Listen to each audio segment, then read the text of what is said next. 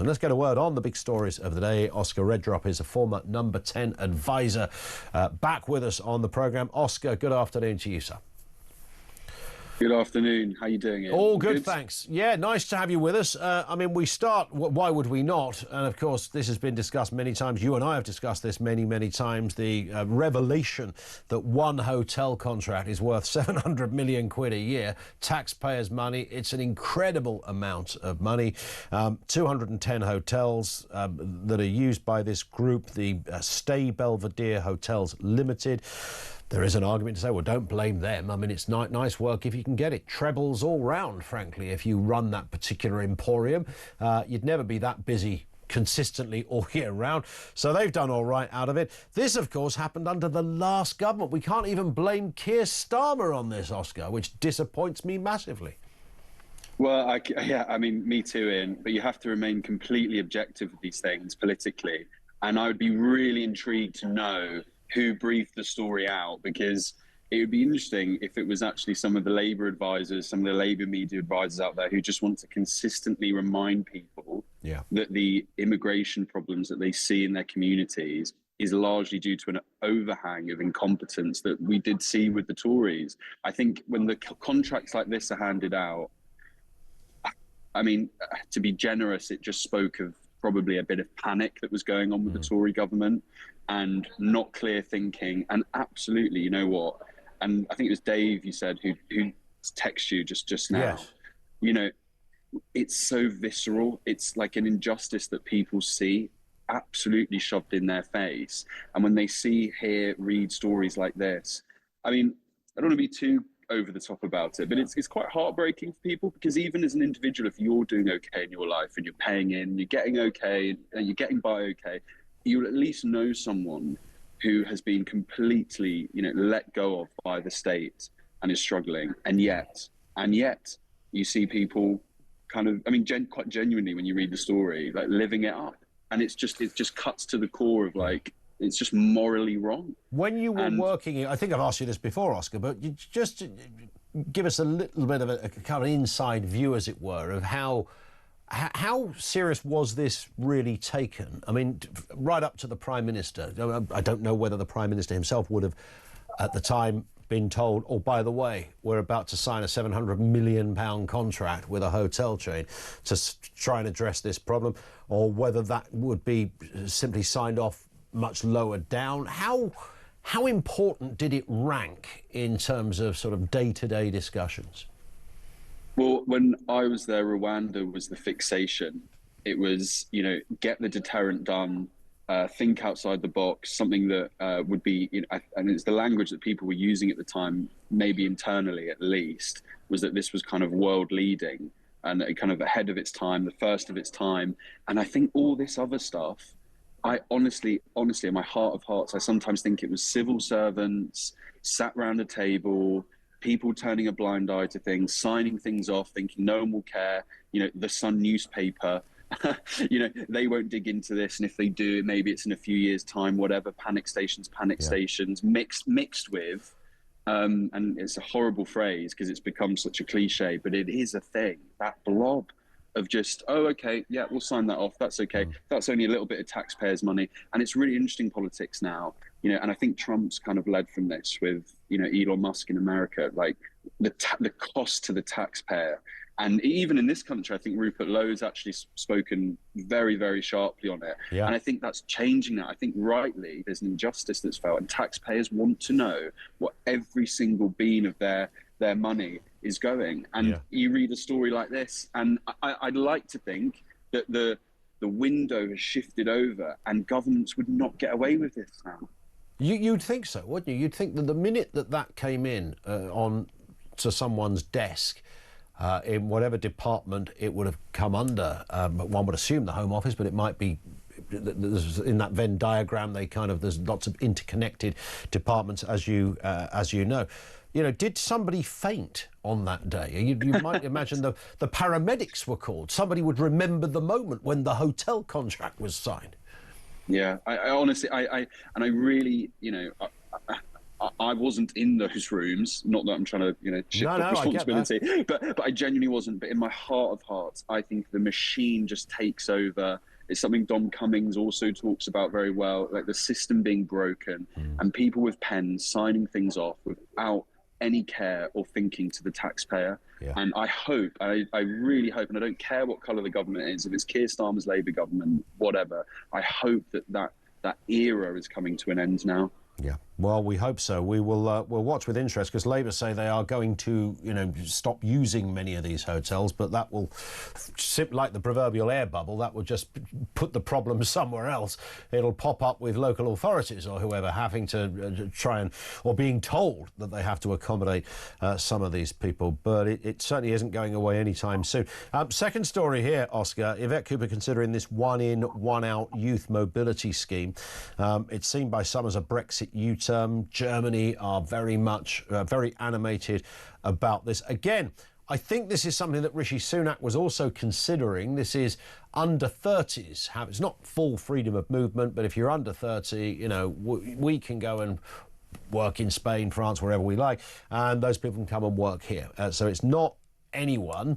It's just that one group. But it has still raised some suspicions as to, hang on, why is Germany so animated and fired up about this? This is the same country that has a disproportionate amount of under 30s who have sought asylum in that country. Are they considering offloading some people? Is that their thought process? What's happening here, Oscar? That's really interesting, and you're absolutely right to pick up on Rishi Sunak's kind of softening on it towards the end of his government. I'm personally, I'm relatively relaxed about it, but it's less about the issue itself, and it's more about, I think Keir Starmer has spent, maybe it's 15, 16 visits over to the EU since he's became Prime Minister. I mean, there was a real period of time where it felt like that's all he was doing, meeting, and he talked about he wanted to have a reset amongst European leaders in the EU after he got into power. But actually what it felt like was ultimately a diluting of Brexit. And they might be like small chess pieces and small pawns, but that bit by bit, agreement, a softening here, a softening there. And all of a sudden, 2016, and that vote becomes less and less relevant. And I do sometimes think with things like this, that there is an element within, I've been quite fair to the Labour government in terms of the immigration issue there, just previously. But on stuff like this, I really feel like Keir Starmer and his Labour government hope that the public, or at least a decent swathe of it, stop caring about Brexit. And that they have their meetings in Number 10 and they think, you know what, I don't think it's a priority for voters anymore. If we just realign a few little things here and there, I think we could probably get away with that in the current climate. And so that's more my concern with when you hear stories like this. Maybe not in this exact case. I'm personally quite relaxed about something like this. I think there are advantages to it, but it's what it symbolises and what's potentially coming down the track. 100%. And Keir Starmer, as you rightly say, Oscar, spent so much time in the EU since being Prime. I think he was there so often. I think he was briefly the mayor of Brussels at the beginning of the year. I mean, he was there so often. But of course, he agitated so much against the Brexit vote in opposition, and as a lawyer as well. He was trying to mobilise all manner of arguments and legalese around the rights and wrongs and what we could and couldn't do. So I think it's fairly natural that a bit of suspicion falls upon him when we talk about this. I mean, I agree with you. I'd like my kids, the idea that my kids, when they get to that age when they want to go travelling, that they can just nip on a boat and go over to Spain and France, Germany and enjoy those countries. I love the idea in principle. Had it not been for Brexit and Keir Starmer's position, had it not been for a huge immigration problem, I would be as relaxed as I think you would be on this. And let's get it right. I mean, Keir Starmer as a leader has his pros, but he's not imaginative. He's not a creative thinker, and he will revert back when he's under stress and under pressure to things that he feels comfortable and relaxed in, which is the EU, which is kind of that. when we talk about things like the ECHR and problems that might be needed to sort out immigration, he will revert to type. He'll want to speak to EU leaders. He'll want to kind of create a sense of community and all this kind of soft EU stuff, which has failed us for years and years and years. That's where he will revert to. He will revert to type, and with Rachel Reeves talking about how the things we need to do for the economy, I think he'll use that as a justification for a lot of the watering down we see with our relationship with the EU. Yeah, and of course, strengthening.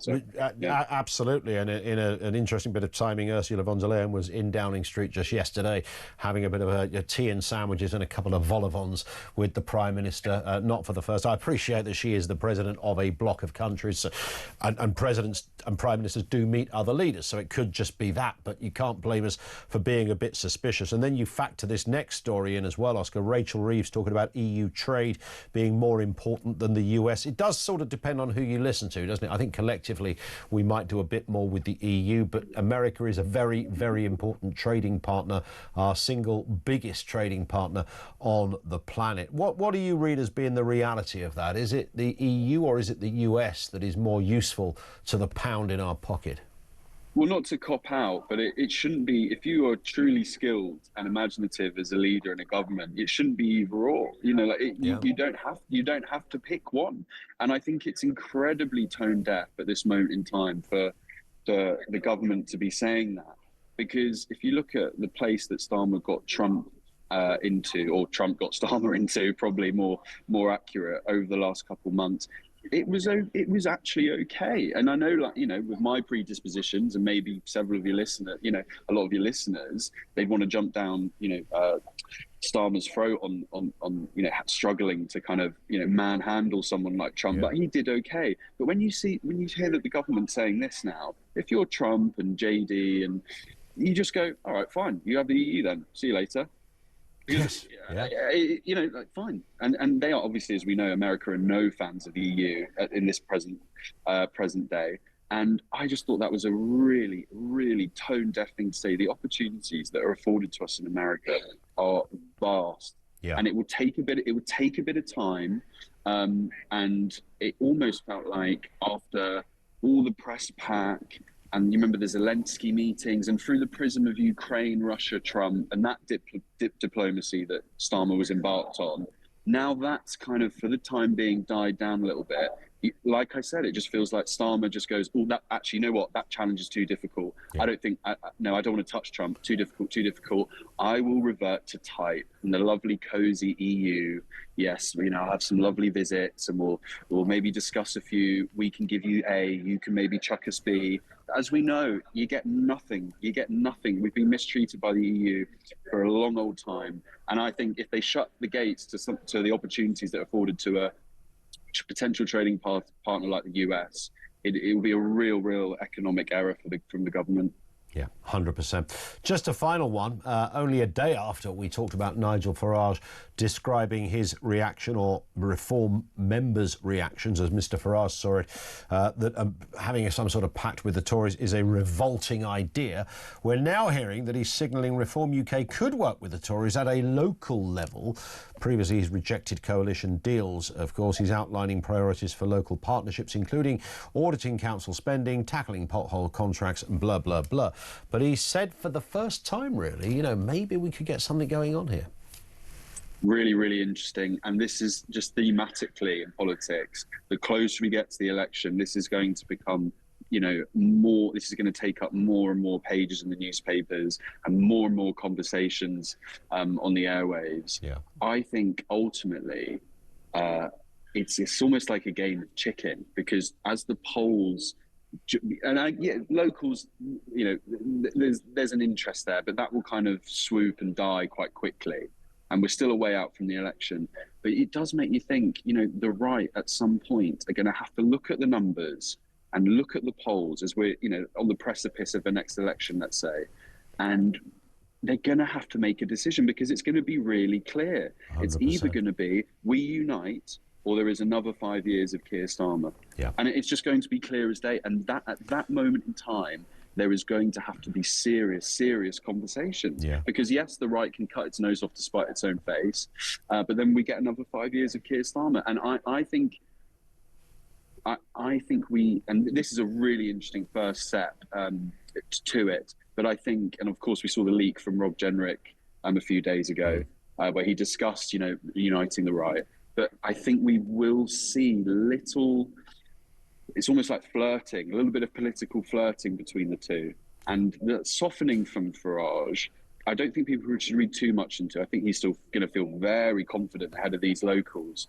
But I think it's a sign, it's an indication, it's a sign of things to come. Because, like I said, Keir Starmer in the chamber the other day, you could see he was saying, Farage is going to eat the Tories for breakfast. He wants to pit the right against each other.